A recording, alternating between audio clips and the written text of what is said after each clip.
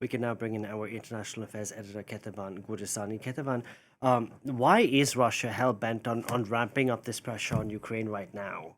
Well, look, that's simply because the Ukrainians have been doing that to the Russians for the past few months. And so Russia is, in a way, responding to what the Ukrainians have been doing, which is throwing hundreds of drones, of missiles at Russia. And we're not just talking close to the front line. We're talking about deep within a Russian territory. The goal for the Ukrainians, really, over the past few months, has been to make war a reality for those Russian residents who live far away from the front line. And there are two big images that people might remember from the past month alone. That strike in and around St. Petersburg, just as Vladimir Putin was opening his big international economic forum. So the symbolism of hitting that city at that time was pretty great for the Ukrainians. And then later in the month, you had that image of the oil refinery in Moscow and the roof of that oil refinery exploding into the air. You had those plumes of black smoke over the Russian capital.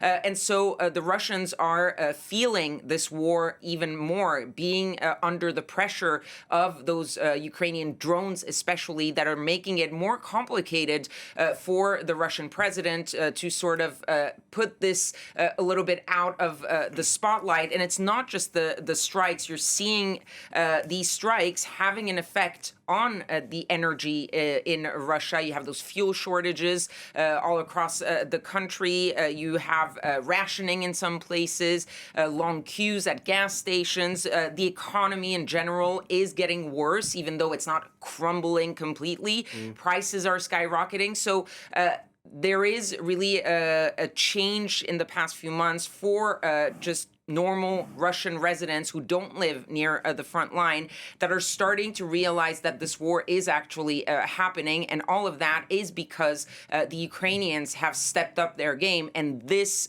strike overnight in Ukraine was a way for Russia to show, well, yes, you might have amped up your game, but we are still capable also of making it rain down bombs on your capital. So, Kethevane, now we have Ukraine demonstrating to Russia and Russians that this war is happening. They're essentially taking the fight to Russia's doorstep and to the Russian capital's doorstep. But talk us through the casualty count and what pain the Russians are bearing for all of this. Well, look, there is a new study that was put out by the Center for Strategic and International Studies that shows that it is actually indeed Russia that is bearing the brunt of the military casualties. Obviously, the Ukrainians have more civilians who are dying in this war. But when it comes to troops, Russia is bearing the brunt. And according to this CSIS study, of the more than 2 million troops, both Russian and Ukrainian, killed or wounded since 2022, 1.4 million are Russian troops, including 450,000 of those troops actually dead. So 450 Russian troops dead.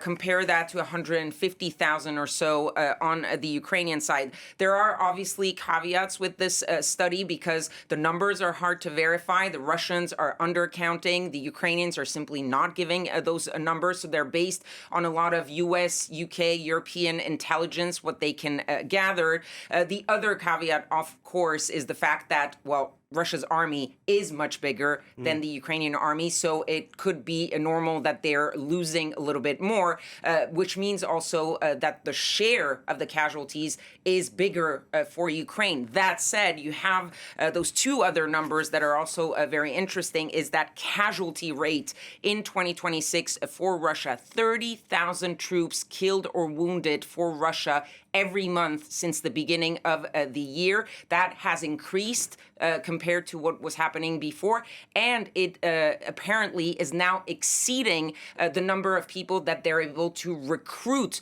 to replace those wounded or dead on the front lines. So it's becoming potentially a problem for the Russians. And finally, that last number, the Russia-Ukraine casualty ratio.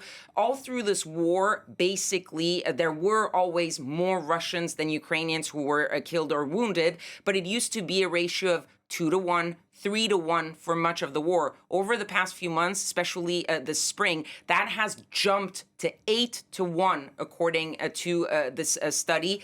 8 Russian soldiers killed or wounded compared to 1 Ukrainian soldier. So you really see how this changes in momentum is actually happening. And that momentum is not just the casualties. You're seeing it on the ground. A lot of studies of the territorial gains of the two sides are showing that this spring, back to back in both April and May, Russia lost more of the territory it had in Ukraine than it actually gained. And so the Ukrainians may not be gaining ground in Russia, but the Russians are very slowly, incrementally losing a little bit of territory. Will all of this context actually force Vladimir Putin to come to the negotiating table, which is the ultimate goal of Vladimir Zelensky and of that pressure? That's very much unclear. But right now, the Ukrainians are showing that if Vladimir Putin wants to keep going, they seem, at least for now, to be able to continue the war themselves.